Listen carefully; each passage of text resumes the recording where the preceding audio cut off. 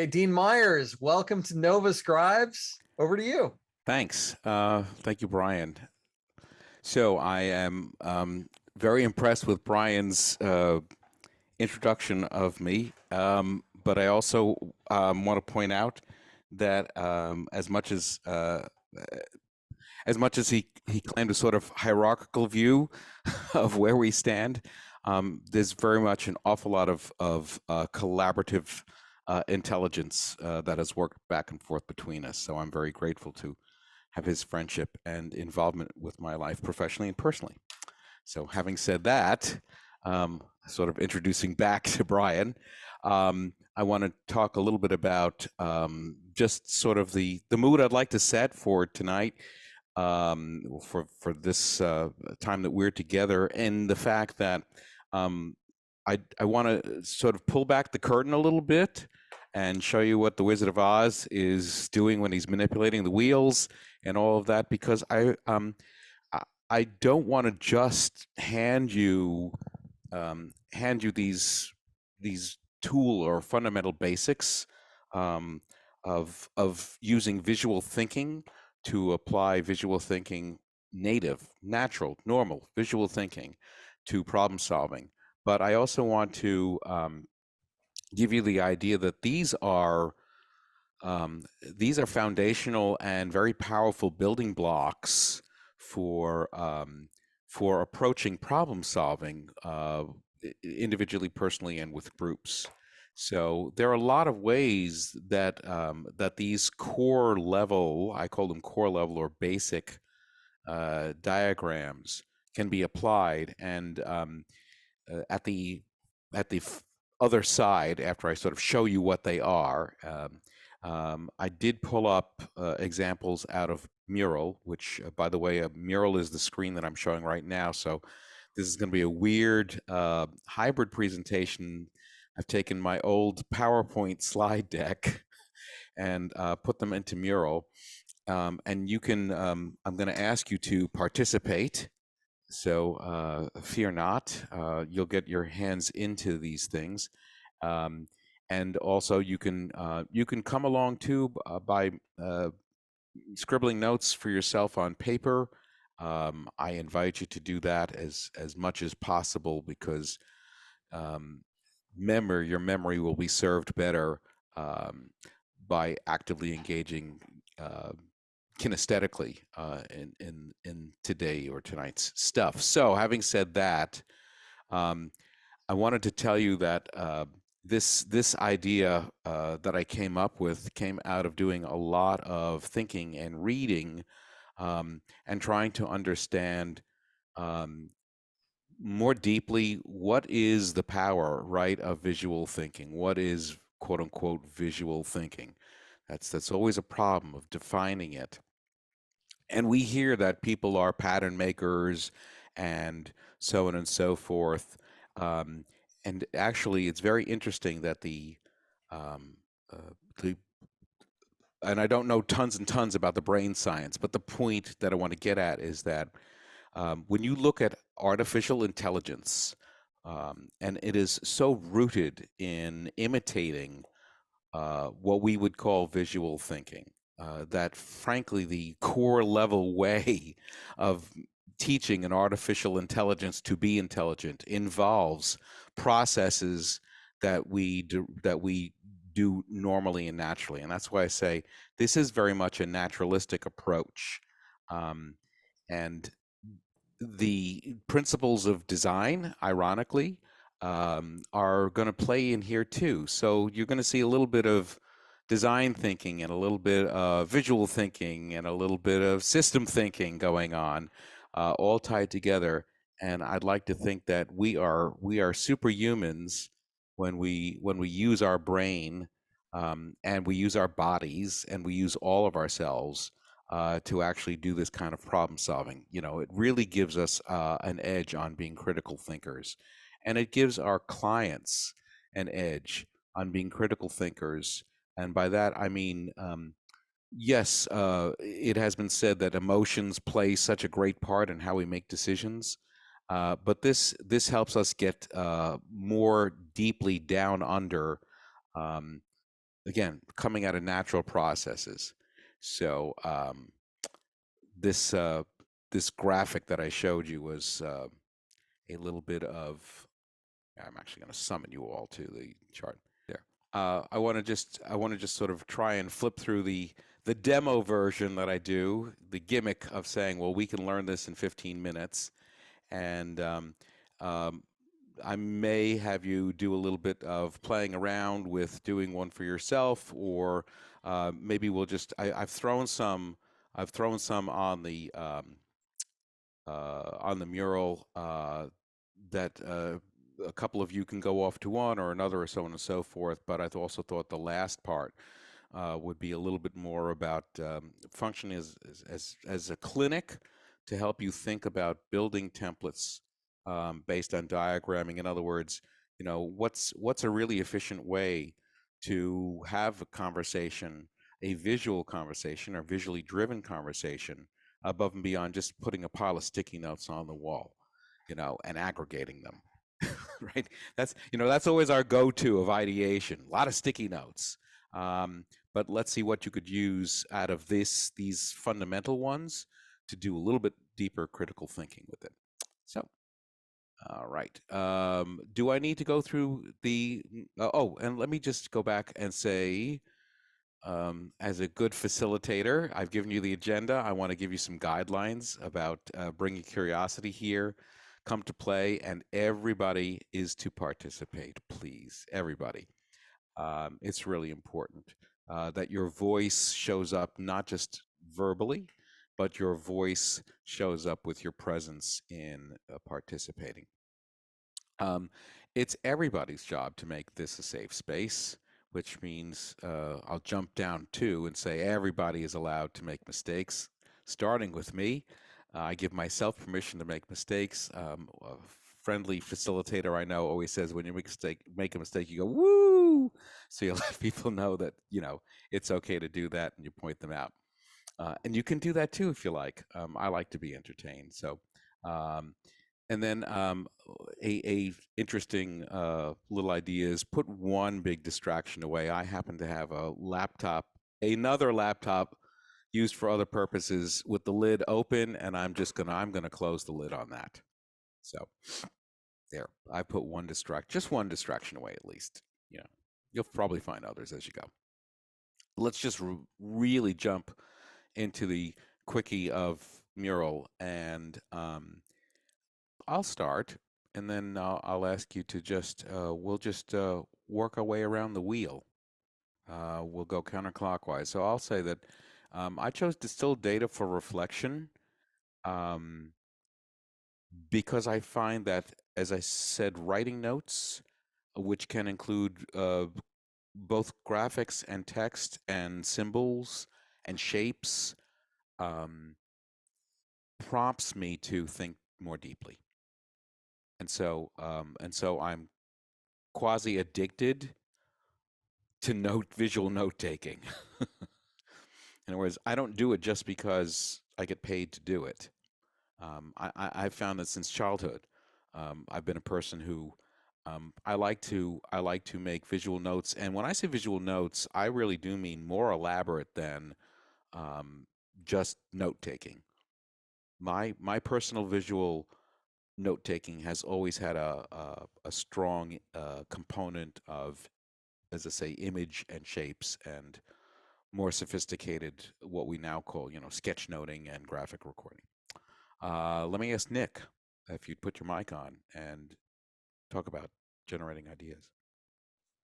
Sure. So I'm relatively new to generating ideas using visual notes, but I work at an organization that is transitioning out of its hierarchical phase and transitioning more into a teamwork and inclusive decision-making driven framework. And so, a lot of the team members are learning to flex those muscles and work together collaboratively. And so, rather than it always coming naturally, a facilitator is often helpful, and visual cues and things along those lines to just help open them up and give them some structure has been helpful. So Great, thank you, Addie. Is it Addie?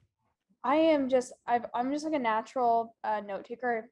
I'm like a little bit forgetful, like growing up, and so I just continually take notes, and it just helps me think of other things, and Oh. just a really natural response to any situation I'm in. I'm very new to all of this, but it really fits my skill set, so I'm excited to learn more. Great. Okay, good. Brian?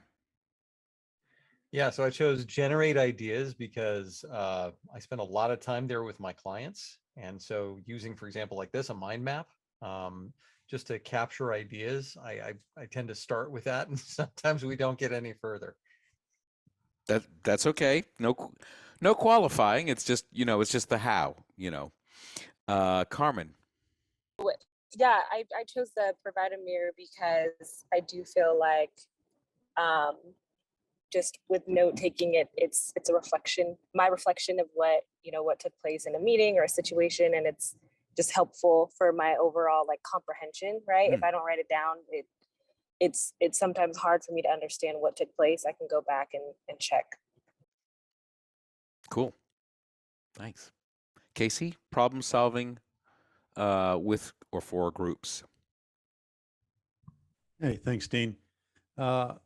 I really appreciate you going through and forcing us to choose one. So there's something I find helpful when you work in group of getting what they're thinking about up on the wall in words and images. There's just something powerful about that, especially when they see their own words captured. It kind of makes things more real in a lot of ways, less ethereal. And from that, I find it helpful getting them moving forward from that state they're in. Mm-hmm. Cool. Nancy? I would have to ditto what was just said by Casey, that I find when I'm working with groups that their ability to see things up on the wall just transforms the ability to really talk about it in a meaningful way. So the visuals are super powerful. Agreed. Carrie? Is it Carrie with a K? Yes, Carrie with a K. Yes, I agree with both Casey and Nancy. If you can't see the problem, it's really hard to solve it. And so I also find that when you use visuals, when you're problem solving, and you get other people to draw, they actually come in and it's like having they see it a different perspective, and they can see gaps quicker than they could if you were just having a conversation. Thank you. I like that. Lynette? Hi, everybody. I chose my own learning because I'm just starting to use a lot more design thinking in my approach with groups, and all of these struck my interest. So I thought if I can learn a little bit of each while I'm here, then that would be really helpful. And I agree with everything everyone else has shared. The visual really creates an added impact. Yeah. Thank you. Thank you. Valerie? Well, I'm a newly minted visual coach, and there's nothing like getting certified to find out how little you know. And my whole thing about learning is if I can figure out how to do something, I can pass it on to my clients. So that's I'm my own best floor sample, or whatever. So. That's very interesting, and that you added in, and when we get to mind mapping, then there's the tag, the connecting line to the next thought being, and then I can pass it on to teach them. I thought that's a nice a nice add-on, and as I say, we'll talk a little bit more about that in a moment. Pat, visual summaries. Yeah, what I have found is that when you summarize information visually for people, it actually adds a new dimension to kind of relaying back what you heard, and serves as really it adds to the summary, basically. So for example, if you're just writing down things you heard, or putting it down into a Word document in a list or something like that, it loses something in the sense that if you say that, I heard that you do this and you do this, but when you put them together, and you can show that people either do that at the same time, that you can show that they do it sequentially, And so anyway, so it just gives you a whole new dimension of how to represent the information that you hear, and actually provides a springboard for more conversation. Yeah. And I think that that's perfect in that, saying that you have made a direct connection to where we started, which is me saying that this distilling data for reflection. Because after all, summaries are, in essence, they are, synthesis and reflections. So, so all of these circles, are relevant to me, and I guess to everybody. And I think that all of these circles or these ideas would easily come to mind, for any and all of you. And what's nice about using the mind map is that it connects, right? Rather than just, as I say, putting stray post-its up on the wall, you now start to create connective tissue. And now we're sort of getting into, here's that, sort of theoretical thing of what you do with a mind map. Why not, instead of just saying, put your post-it notes up on a wall, why not start by saying, let's collectively together, let our collective minds create a mind map. Which also, by the way, we know that collaborative thinking tends to give us better products. It's not necessarily a great quote unquote equalizer. It doesn't dumb things down, but collectively problem solving actually increases the chance for success at problem solving. So here is my challenge to you. Now we're going to jump right into using these 5 diagrams in 15 minutes. And so what did I choose to ask you to do? I'm going to ask us to all come to the decision of, what should I have for breakfast? It's a little bit personal, so there may be a little bit of inquiry, but you can all say for yourselves at this point. We'll start with that really open thing. What's for breakfast? What are good things to have for breakfast? And I say, more than just putting on the sticky, grab, if you can, you see I've already put these.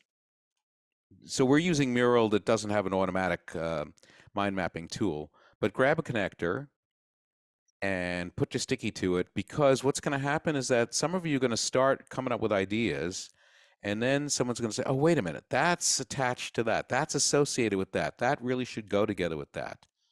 So it's a nice thing for us to know, this sort of thread that we create, because it also shows, how we are now synthesizing and processing together.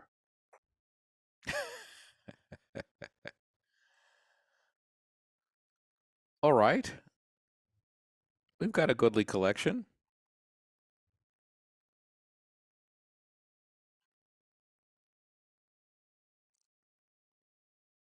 I'm going to do a little bit of a sidebar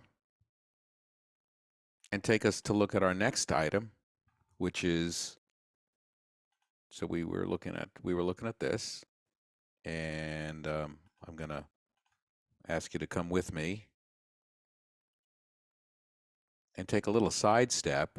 And now, this is you can argue with me over how much of a system map this is, because it may or may not be a system map, but it is a form of system map. And it is a system map in the sense that it certainly does indicate the boundaries where a group of activities happen, or an activity happens, and there are actors and there are agents, and there are objects and there are outputs. When we do Lego Serious Play, we'll talk about that too. But in a design thinking world and in a problem solving world, it really helps us to know what kind of systems we're dealing with. And once again, I'm gonna, as I say, pull the curtain away and say, here is where we start to get into the question of dealing with stakeholders. And when I say dealing with agents, which are the forces that are affecting the stakeholders, we already started to make a list, you notice, of essentially objects, which was our mind map. Now we're getting to where the activity starts to happen. As I say, when I usually demonstrate this in front of the room, and that's where the 15 minutes comes in, because you can take a lot more than 15 minutes to do this. But after about 2 minutes or 3 minutes of people calling out, oh, bacon, eggs, coffee, toast, pizza, leftovers, burrito, you know, and I'm madly at the wall, you know, if I don't even give them stickies, but I'm just writing wildly on the wall, I'll say, well, okay, let's stop for a minute and let me just think for a second. Now, where is this supposed to happen? Right? So I put, you know, my house. Right? That's my starting place. That's my big system. That's that big boundaried container where breakfast will happen. And I've got a subsystem in here, which is where I'm going to eat this stuff, right? And I potentially would also have to think about, well, am I going to cook? Now, normally I'm drawing a lot of this stuff. You know, I'm drawing a refrigerator, you know, so I can start to put the objects in there, refrigerator, stove. But frankly, if I want those scrambled egg whites with avocado, I'm going to have to get, I may have to get that stuff from the supermarket, right? So that's a supplier.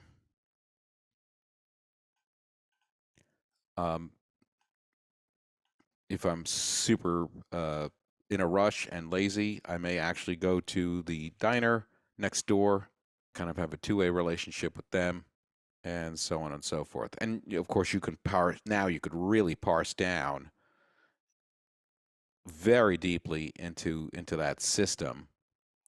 I could also say, well, I have a casual relationship with that diner, and I have a very, very deep relationship with that supermarket. So you see here I'm using a visual technique, right? I'm just making the supermarket connection look more powerful. Another trick I could do to make it look more powerful is, as they say, proximity. If you were taught Design 101, proximity creates relationship. Now, obviously, my house is not bigger than the supermarket, nor is it bigger than the diner. But why did I put that gigantic circle there for my house? Because I'm using a visual technique, right? It is the focal point of interest. It is the most important thing that I'm concerned with in this case. And I put equal weight to my kitchen and my dining room. I didn't even mention bedrooms, living rooms. I mean, so the system is it's not complete, but what matters is what's on the page. And here I'm using a combination of size, the thickness of the line. I'm using visual techniques, right, to create hierarchy, importance. It has nothing to do with making a list. It's not vertical. It's not horizontal, but it is visual. So I want to point that out. All right, so we've gone from these. Now I started to see where are my options for having breakfast, right? Here are my what options, my where options, my where and who options, as it were. The force field is again, can be a very complex, very dense, and very subjective approach to problem solving. However, it also can be a terrific way to expose all the hidden influences, driving forces and restraining forces, the pros and the cons, So I like to say a force field is, after all said and done, a weighted pros and cons list, right? And the reason I'm doing it this way is I'm using, once again, a visual technique. I've put tick marks, right? 1, 2, 3. I put 10 tick marks, and I've drawn a line. And once again, I'm using a visual technique so that we can immediately see that whatever is on this third line, even though the line is, we're not sure which direction it comes from or goes to, the fact that it's a larger line, a longer line, we give it more importance. We know it counts as 9, even though we know it's exactly 9 by looking at it. But we know that whatever this driving force is, the third force, and its mate on the other side is not nearly as powerful of a restraining force. So, for instance, a force field where we want to talk about a variety of driving forces. I'm going to once again, I'll just use a connector line this way. And if I put deciding what I'm going to eat, and I put next to it a concern regarding, so a driving force that's going to help me make the decision is whether I have to worry about cholesterol and heart disease. Very little. I can eat on the fly. I could eat on the run. I could eat in the office. I could eat in the house, especially working from home. So, and you can build this out. And you notice in my drawing, I put scoring. Now remember, I do, if you're doing all this by hand, you just put numbers next to, you put a number next to each, and then you just add up the numbers when you say, okay, we're going to do 10 minutes of a weighted pros and con list. Go. And people yell it out. Give me a score. How much pro, how much con? And you build the score. And again, or you can just sit with a client in a one-to-one, or do it for yourself.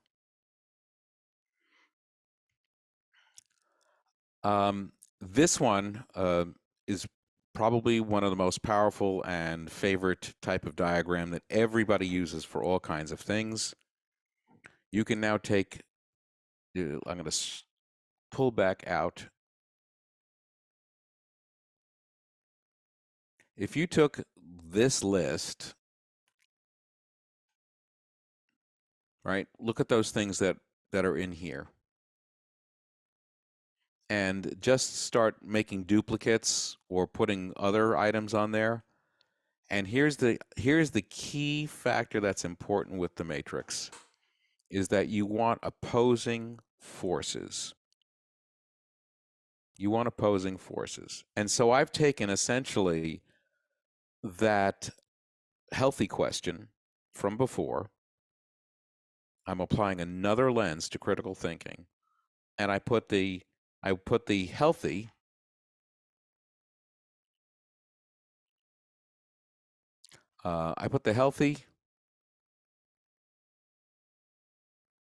from low to high, right? So you always want a low to high on both sides. And then I put actually taste, because when it comes down to it, I may not care about that cholesterol issue if it tastes like crap.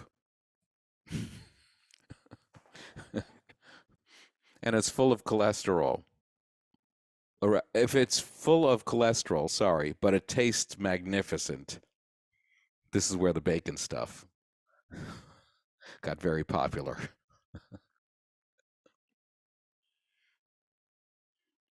So thanks for collecting those up, and judiciously, as you please, because I have no vested interest in this. I'd like to just move things around and let's see what we get. Dean, can I ask you a question? You may indeed. So this I like matrices, but I always struggle what needs to go on the left axis, the left versus the bottom. Is there kind of a rule of thumb when you use matrices? Like I just wing it, but is there Yes. kind of a rule of thumb? There is, and I'm going to show you actually is really one of the things that I've done is I've grabbed a bunch of pre-made and really nicely detailed diagramming templates from Mural, and the rules, as it were, or the common rules are laid out there. But I'll go into that a little more deeply once I get through all of the 5, because I'm going to do some concentrated talking about each one again in a moment. I just wanted to see what we would go to. But here is the point. Again, it is really with a matrix, it's important to try and get opposing forces, and then you come to the decision point of your best, quote unquote, your most desirable outcome will probably be in the upper right. But some matrices come out with what turns out to be, we'll call it the most desirable outcome based on the factors, may sit in another area. It may sit in the lower left quadrant, which very often feels like the quote unquote low-hanging fruit quadrant. If you put things like time to delivery, low time to delivery compared to value. Right, time to delivery. If it takes a long time to deliver something, but the quality is very high, you may want to find that middle ground. So it becomes a question of really carefully deciding how you lay out the axes, and then decide which quadrant is going to be where your most desirable outcome is. But the typical format will be from something of a low desirability will sit closer to the quote unquote 0 point, and something of high desirability will sit at either the top or the furthest away. Now, I mean, I've had that confusion happen very often. That's why I don't concentrate on a lot when I'm just showing all the diagrams at first.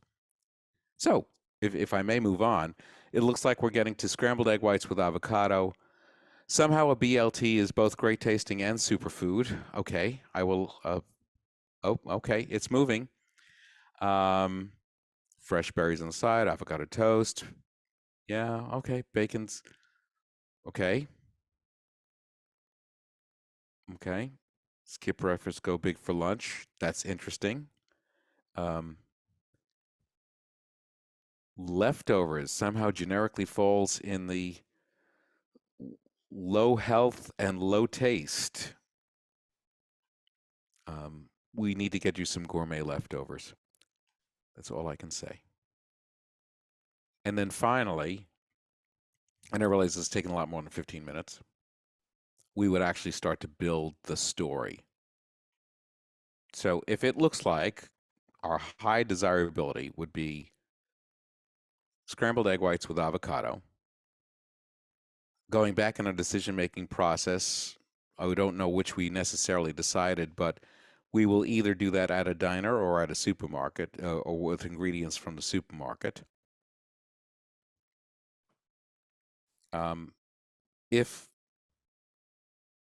for the sake of saying we've come to the decision we're going to do it at home and we have the ingredients now, now you would do the flow chart, right? You'd work out the problem of the how. How do we actually construct it?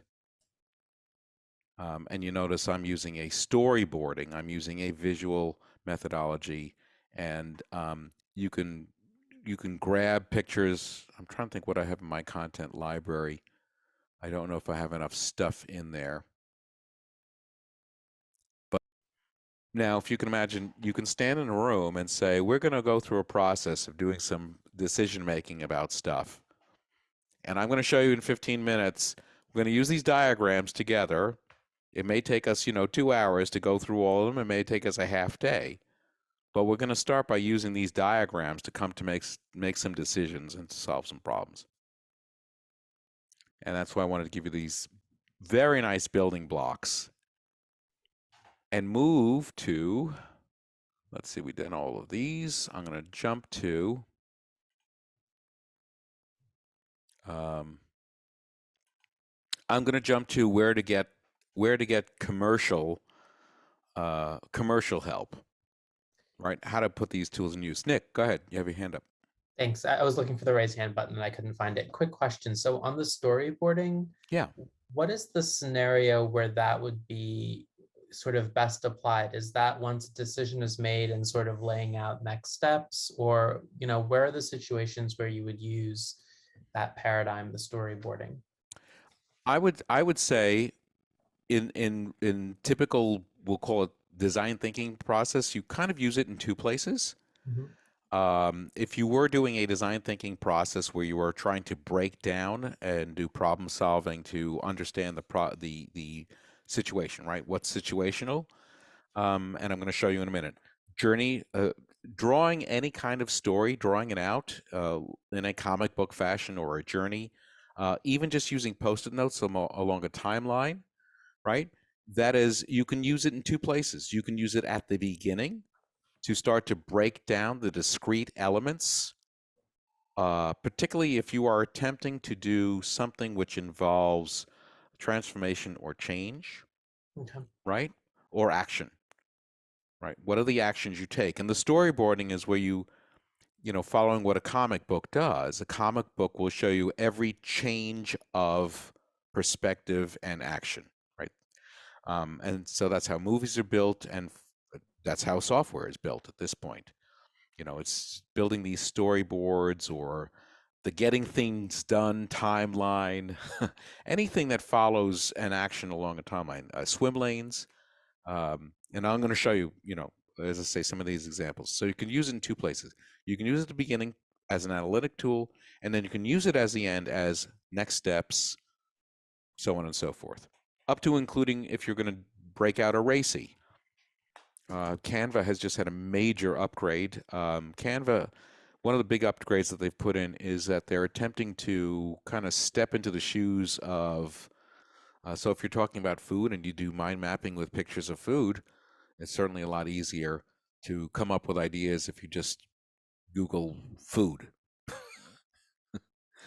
So then the next thing I wanted to show you was this idea of, remember I was talking about the system map, and I tried to say that it's a very generic idea, but here's a great template. It's a Luma Institute template. I'm a huge fan of Luma for a lot of reasons, and here it is applied into a mural where you can kill a lot of birds with one stone, right, by doing this stakeholder map, but you also start to understand the relationships of the larger system and systems that it inhabits. So it's quite it's a quite interesting way of storytelling visually that isn't linear. It tells us so much. It tells us about the strength of the relationships and the importance of who people are in terms of stakeholders. How much do we have to pay attention to them? How much do we have to serve them? You know, how do we sort? Again, it's something a list can't do. So I want to put that in your minds as a tool. Here is the matrix toolkit that comes from that Luma, not Luma, sorry, that, well, Luma is now part of Mural, but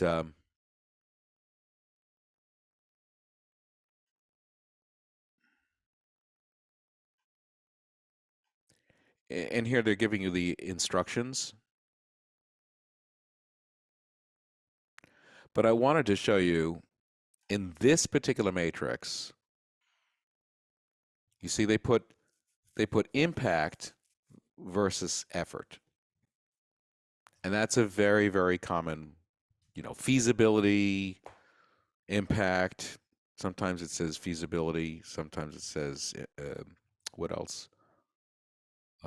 Effort or cost or difficulty. But impact is almost always on the left-hand side from low to high. And then effort, cost, anything that has a strong pain point tends to lay on the tends to lay on the the horizontal rather, the horizontal axis. It's just become a common, I want to say meme. What's what I'm looking for? It's sort of a standard that's happened. So usually anything that becomes painful with more of it will sit on that low to high at the bottom, and impact will almost always, because we think low to high impact as being a vertical. Again, it's just the way we think visually.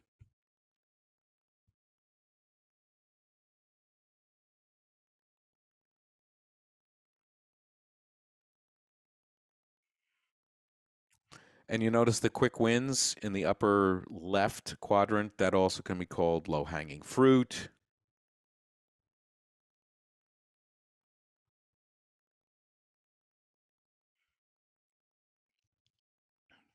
Again, when you work out your matrix, it's important to decide an order of importance. There's also the Eisenhower, right? The Eisenhower decision-making matrix, same kind of thing. It's a 2x2 matrix. I had that in my notes, but I didn't put one up. You can, yeah, well, let's see if I can find it. So there's the Eisenhower matrix with more reasons than you need. So until this very moment, I thought that came from Stephen Covey. I didn't realize he was riffing off of Eisenhower. Yeah. It's cool.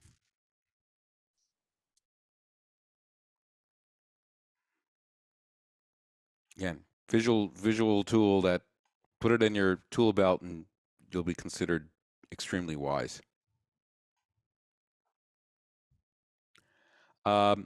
Force field analysis, and this is another version of it, which is, I'd say, well, you notice here they're calling it 1 to 6 and give it 30 minutes. But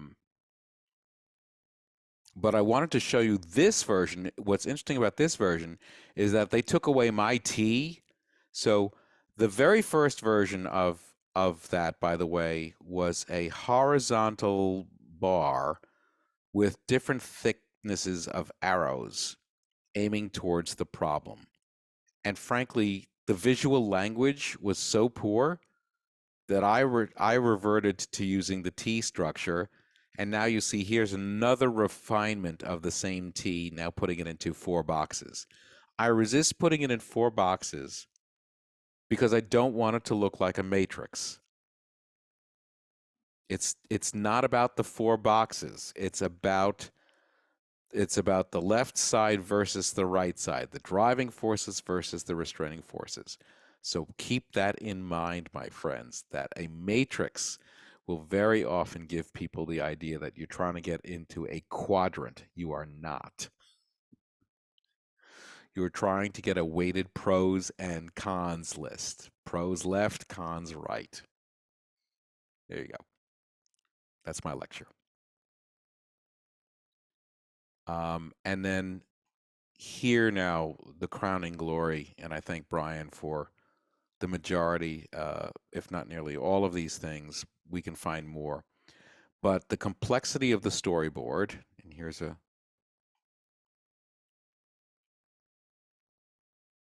Now, this is a very interesting storyboard, and I'm pointing out that this actually is not a linear storyboard.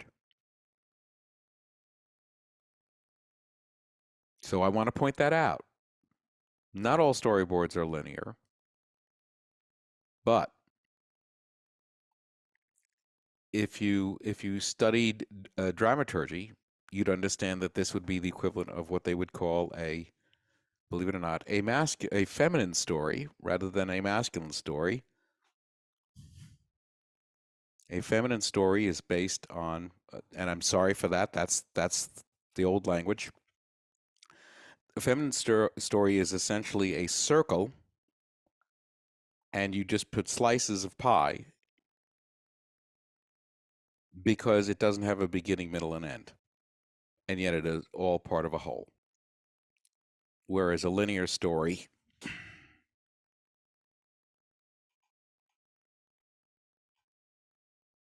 and they're both stories,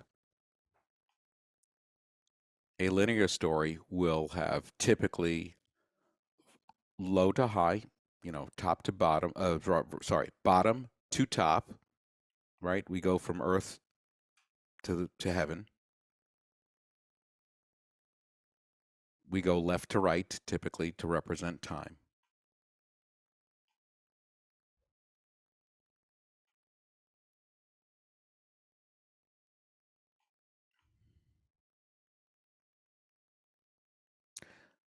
So it's interesting. This environmental scan, it's got swim lanes in it.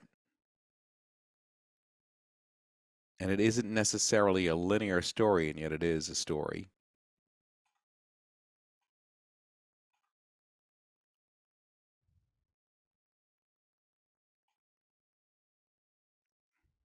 And this one is an iterative or cyclical story. Even though it's done as a figure 8.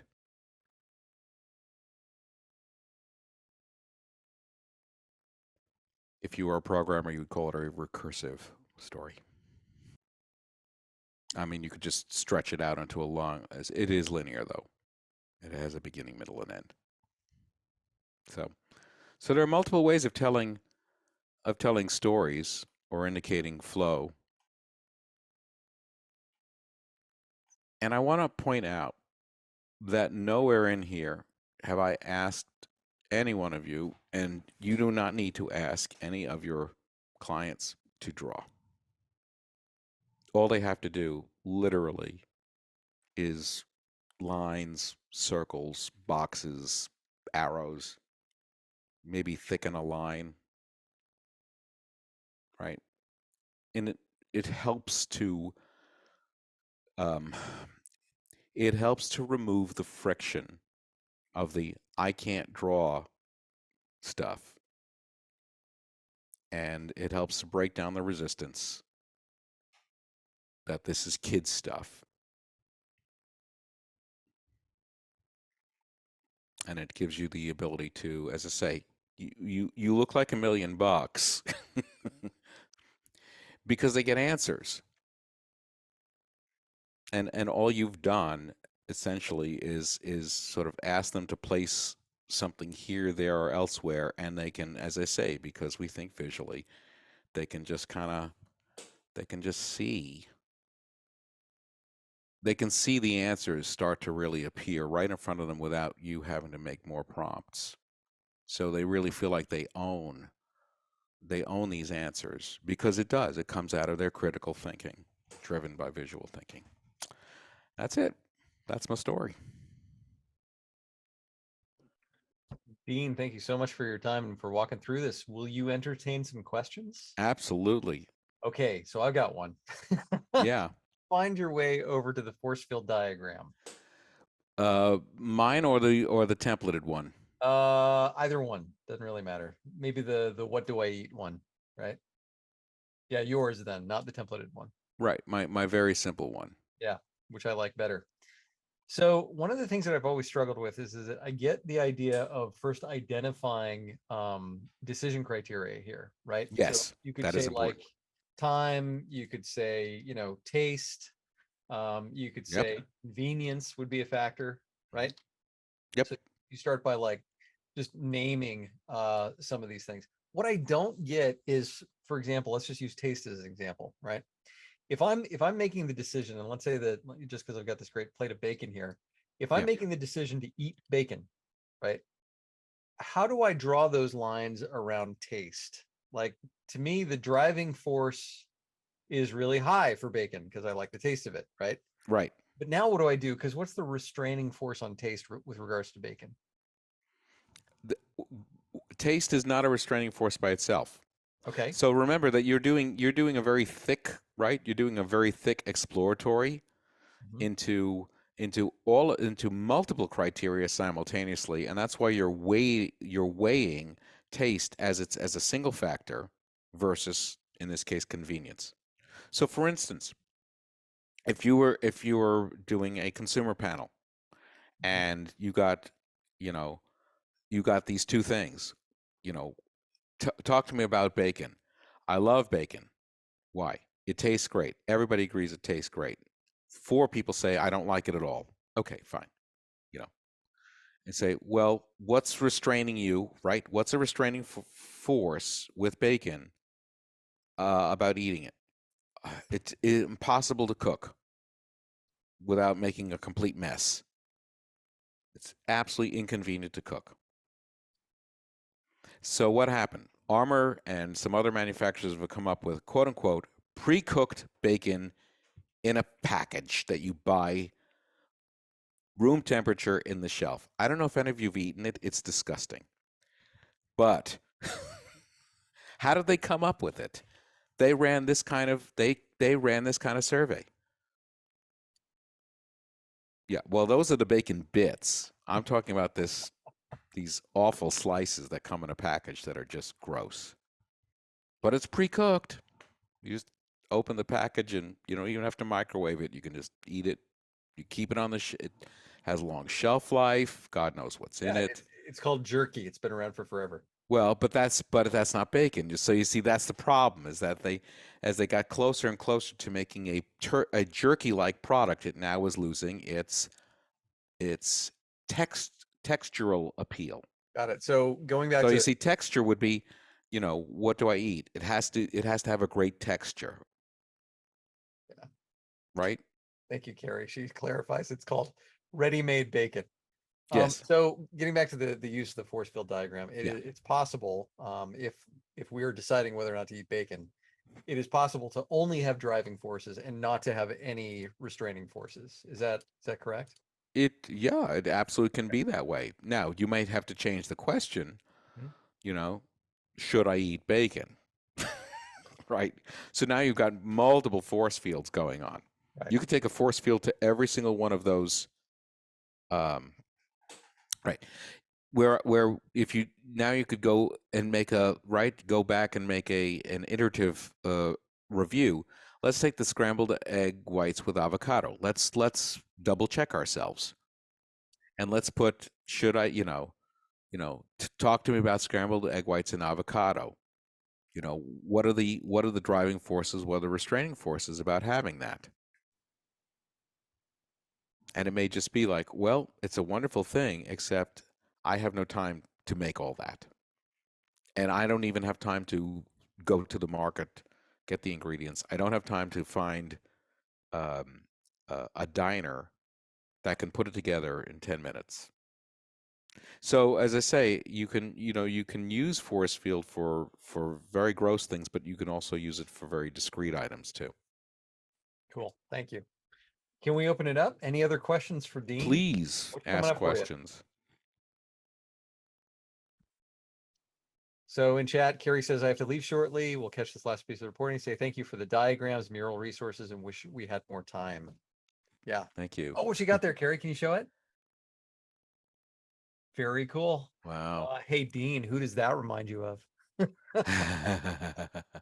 Diane Black. Yep. That's what I heard. Yes, love her stuff. Her BAM cards. It's my BAM card. Yeah. When did we hang out with her, Dean? Which time? When did we start? He was in Austin. 2012, 2013. Yeah. That's when we started. The three of us had a little mastermind group a while back, and it launched a lot of stuff for the three of us. Cool. What is one drawing you find yourself going to most? Dean, what do you think? The two are probably, I have to say two because they float back and forth. I'm crazy for the Matrix. Boy, that sounds like something else. But also storyboarding like crazy. And I mean, even with stick figures or just plain boxes and with Post-it notes in it, just to kind of understand what's going on. And as I say, that's why I do journey mapping, all of that kind of like telling a story over time, a linear story over time,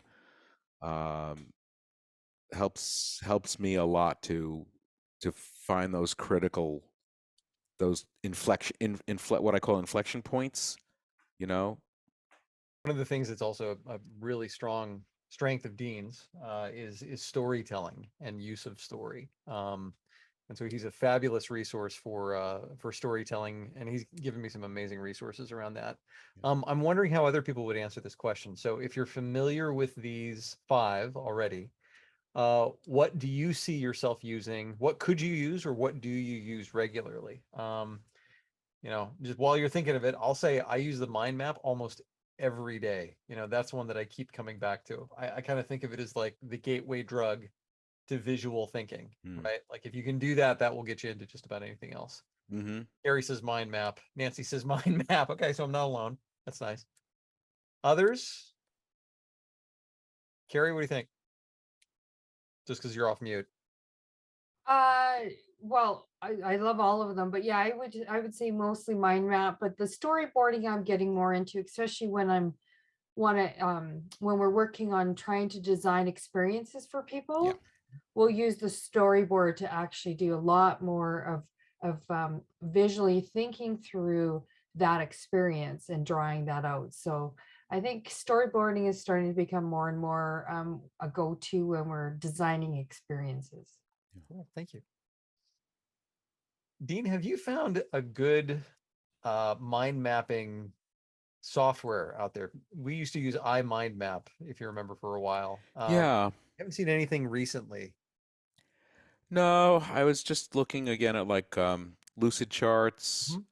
I have to be honest, you know, throwing them onto, I've turned to use it because I'm using Mural so much that just for myself, I'll open up a Mural because the tool is so basic, right? That I'll just do it more simply in Mural. Also, what I like about Mural is that, you know, I can move around the whiteboard. If I want, I have an endless space. I know that some of these mind mapping softwares will help reduce or so on and so forth. And in a funny way, it sort of turns things back into an outlined list. Yeah. And it's like, well, that kills the whole flavor of this free associating kind of thing. That's number one. And then number two, you notice what I did is I took that, I almost always, the mind map to me is, yes, it's the starting place. It's very easy for me to generate ideas. It's too easy for me to generate ideas. Right. I need to do more critical thinking to kind of stop the overflow of ideas or whittle down instead of going down the rabbit holes that I'm just emotionally getting a kick out of.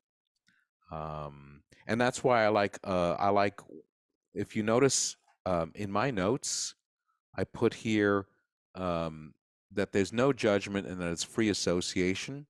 If you look at my pattern of why I put these 5 in the particular order, you notice that they are more and more tightly constrained, right? There are tighter and tighter constraints.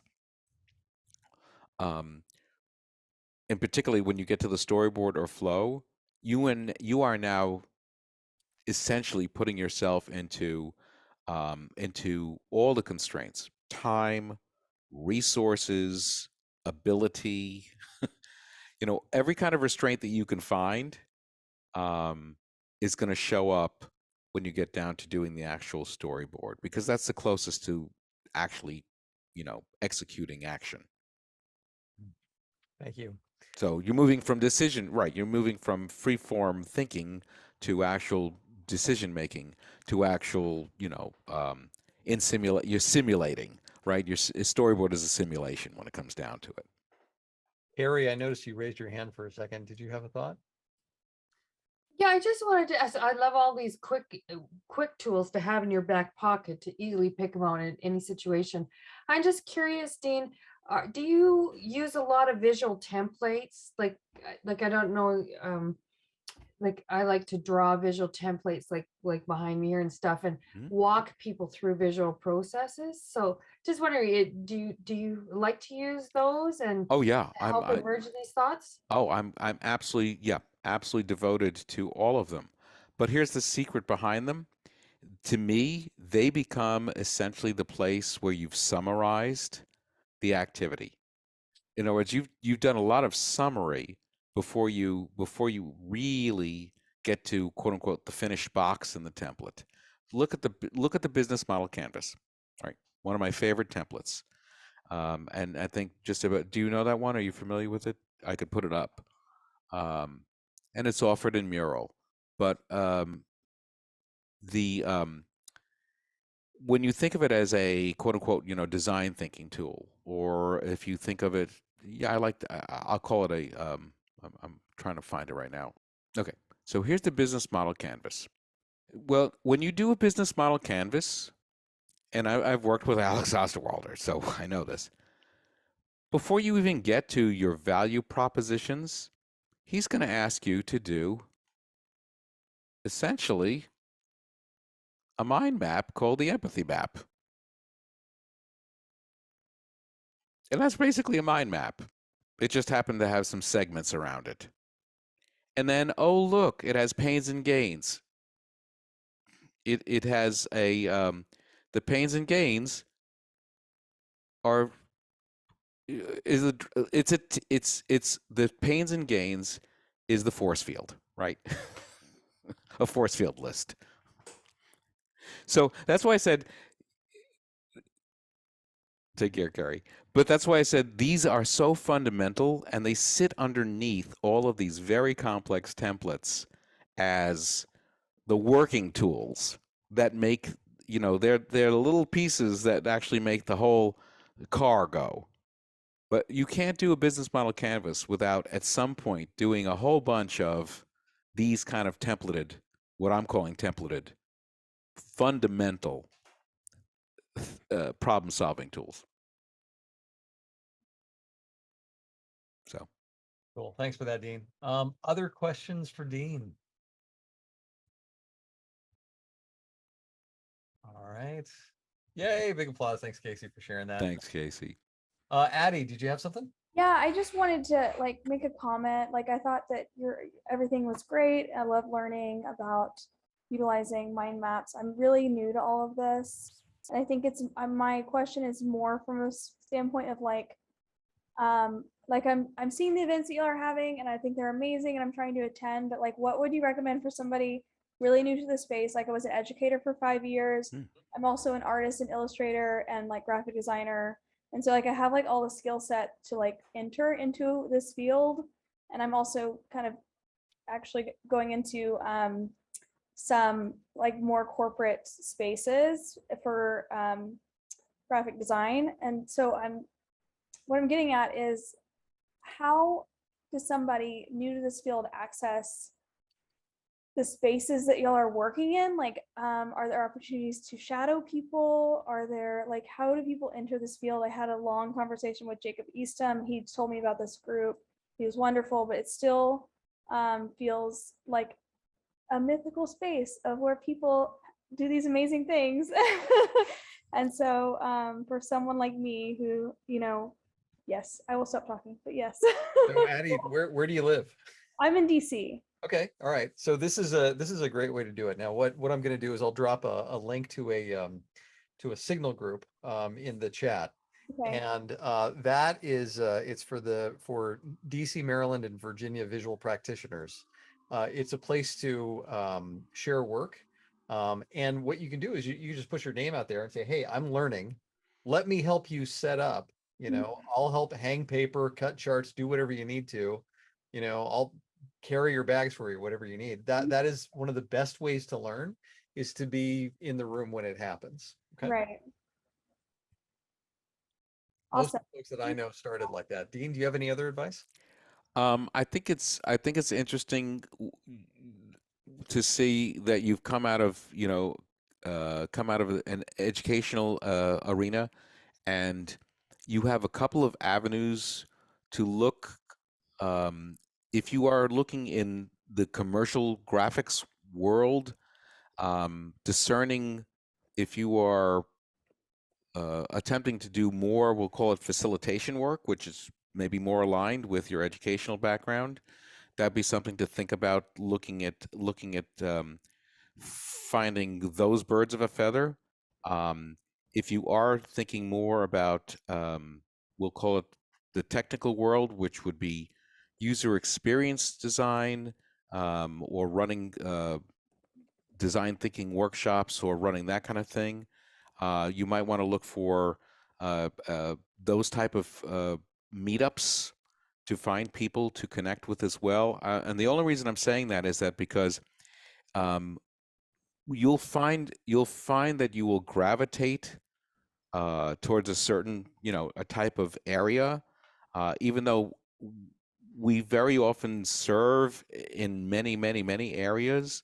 We tend to really, our sweet spot will very often come out of a lot of our our previous backgrounds. So that's another thing too, that you're in this wild and this wild and undiscerned space right at the moment, and that's very hard to kind of help focus on.